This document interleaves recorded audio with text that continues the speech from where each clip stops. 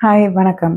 நம்மளோட குடல்ல இருக்கிற நல்ல பாக்டீரியாவ எப்படி நம்ம பாதுகாக்கணும்? அத எப்படி பிரிசர்வ் பண்ணி வச்சுக்கணும்? அப்படிங்கிறத பத்தி தான் இப்ப பேச போறோம்.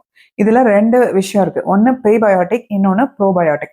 ப்ரீபயோடிக் என்னங்கிறது என்னன்னா, அது வந்து ஒரு ஃபைபர் ரிச் மெட்டீரியல். அதாவது கீரை, காய்கறி இந்த மாதிரி கிரீன் லீஃபி வெஜிடபிள்ஸ் அதுலலாம் கிடைக்கிற ஃபைபர்.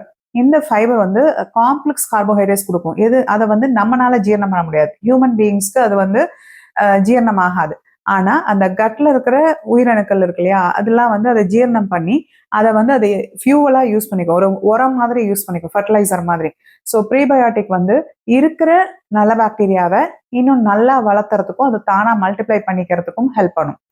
ஸோ இந்த ப்ரீபயோட்டிக் எதுலலாம் இருக்குன்னா, நல்ல நார்ச்சத்துள்ள கீரை, காய்கறிலலாம் இருக்கு.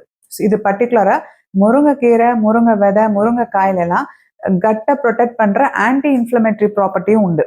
ஸோ அத வந்து அதிகமா சேர்த்திக்கிறது நல்லது. அதே மாரி வாழைப்பழம், ஓட்ஸு, நீங்க ஆனியன், கார்லிக்கு, டர்மரிக்கு இதுலலாம் ஆன்டி இன்ஃப்ளமேட்டரி ஆக்டிவிட்டியும் இருக்கும்.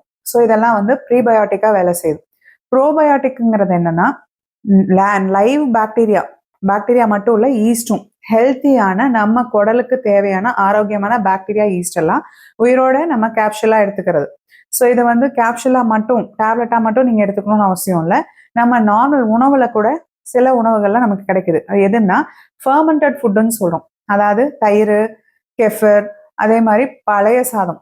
இருக்கறதுல பெஸ்ட் மெடிசின் நம்ம குடல் பாக்டீரியாவ வளர்த்துறதுக்கு உலகத்திலே பெஸ்ட் மெடிசன்னா பழைய சாதம் தான். இப்போ பழைய சாதத்துல தயிர், சின்ன வெங்காயம், வெங்காயம் வந்து ப்ரீபயோட்டிக் ஆக்ஷனையும் ப்ரொமோட் பண்ணுது இல்லையா? ஸோ இதெல்லாம் சேர்த்து எடுக்கும்போது பழைய சாதம் பிளஸ் தயிர் 2லயுமே இந்த ப்ரோபயோட்டிக்ஸும் இருக்கும்.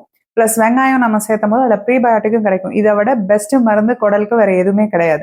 ஸோ இந்த மாதிரி ஃபெர்மெண்டட் ஃபுட்டு, அதே மாதிரி இட்லி தோசை கூட நம்ம புளிக்க வச்சு தான் சாப்பிட்றோம். ஸோ சோடாப்பு போடாம ஹெல்த்தியா எடுத்துக்கிற இட்லி தோசை இது எல்லாத்துலயுமே நமக்கு வந்து இந்த ப்ரோபயோட்டிக்ஸ் நமக்கு இயற்கையாவே கிடைக்கும், உணவுலயே கிடைக்கும். ஸோ இந்த ப்ரோபயோட்டிக்கோட வேலை என்னன்னா, நம்ம வந்து லைவ் பாக்டீரியா, ஹெல்த்தி பாக்டீரியாவை டைரக்டா அப்படியே கொடுக்குறோம்.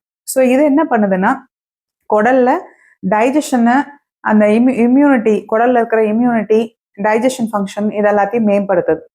ப்ரீபயோட்டிக் என்ன பண்ணும்னா, இந்த இன்டெஸ்டைனல் பேரியர் இருக்கு இல்லையா, அது டேமேஜ் ஆனதை ரிப்பேர் பண்ண ஹெல்ப் பண்ணும். இந்த ப்ரோபயோட்டிக்ஸ் இந்த பாக்டீரியாவை நல்லா ப்ரொமோட் பண்ணி, ப்ரீபயோட்டிக் வந்து நேச்சுரலா அந்த பேரியர் வந்து எப்படி இருக்கணுமோ நல்லா பலமா ஃபில்டர் வந்து கரெக்டா இருக்கிற மாதிரி, அதே மாதிரி நியூட்ரியன் அப்சார்ப்ஷனுக்கெல்லாமும் அது ஹெல்ப் பண்ணுது.